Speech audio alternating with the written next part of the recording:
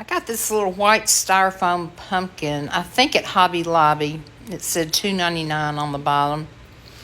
And last year, it seemed like all I did was decoupage or check or something my pumpkins out. So this year, I wanted to do something a little different. Now, let me just say on the front end that in retrospect, I see that much of what I did initially, I either undid later in this project or I changed my mind and did it another way. So, first of all, I didn't love the gold stem, so I thought I would wrap some jute around it.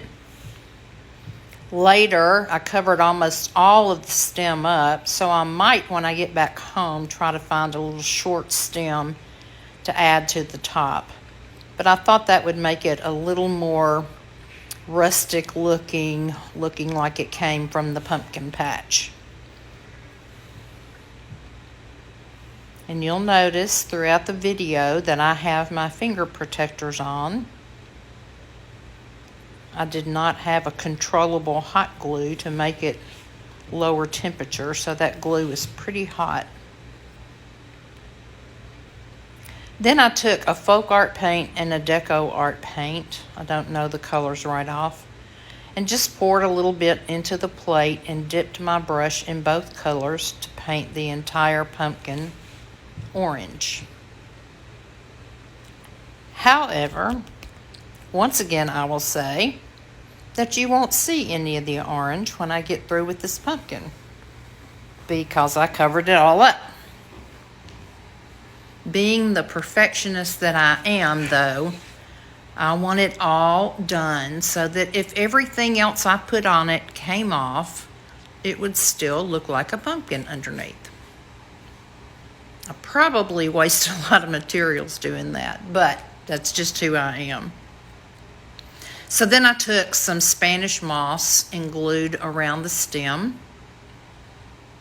I love the look of Spanish moss, but it is so incredibly messy. These were some leaves I got in a package, I believe at Hobby Lobby or Dollar Tree. I got 2 small ones, and initially I attached them right there by the stem.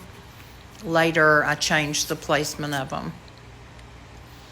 So midstream, I decided what would happen if I used a single row of the Robert Stanley Gold Bling from the wedding department at Hobby Lobby to go down the little indentations.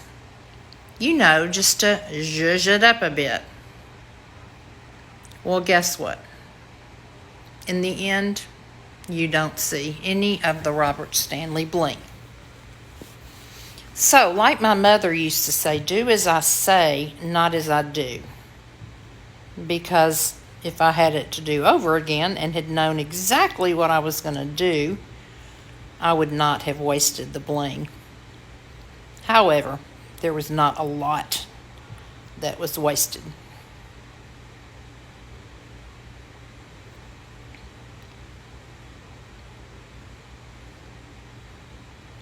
Then I had taken an old book that I got from a free bin at McKay Bookstore in Tennessee, and I had used about a 3-inch circle, the bottom of a cup, and traced 2 circles on each page, and then I tore about 7 or 8 pages out together and then repeated that process and cut out what I now know is approximately 170 circles.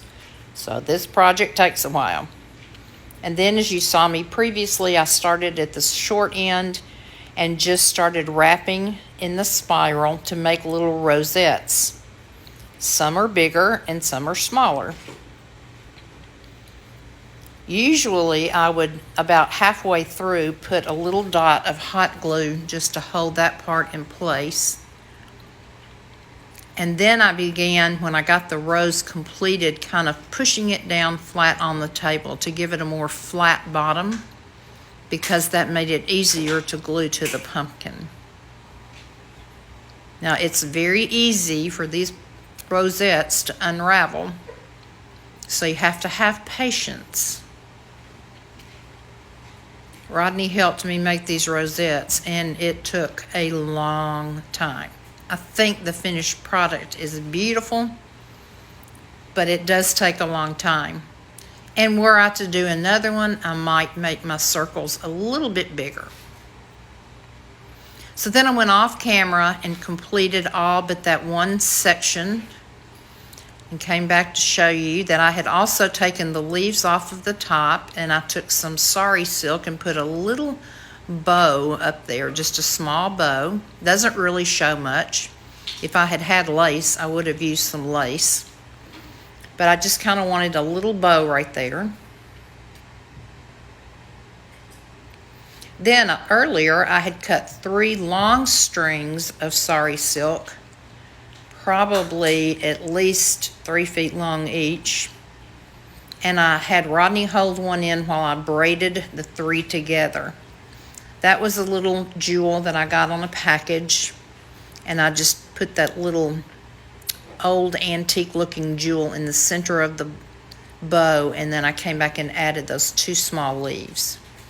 I used my bare wax and took a sponge brush and just kind of lightly went over the entire pumpkin of roses, including the bow. Every now and again, one of the roses would be coming undone, so I would have to kind of glue it back down. And then I took the braided piece of sari and just went around the bottom just to complete it, so that if it fell off a table or somebody looked underneath, it wouldn't look unfinished. Once I got that glued down, I again went over that with the antique wax, and I was very pleased with the result. Just a sweet little pumpkin.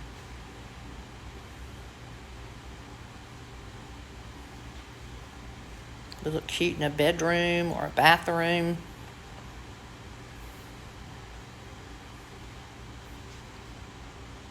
I may try to make some more of these, and next time I may try to tip the ends in orange. So I hope you'll try something like this. This is one of those things that's easy to make and doesn't take a lot of time, except for the roses.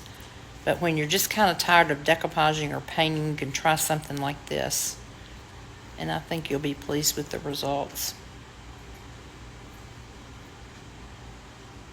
Thanks for coming by and watching this video.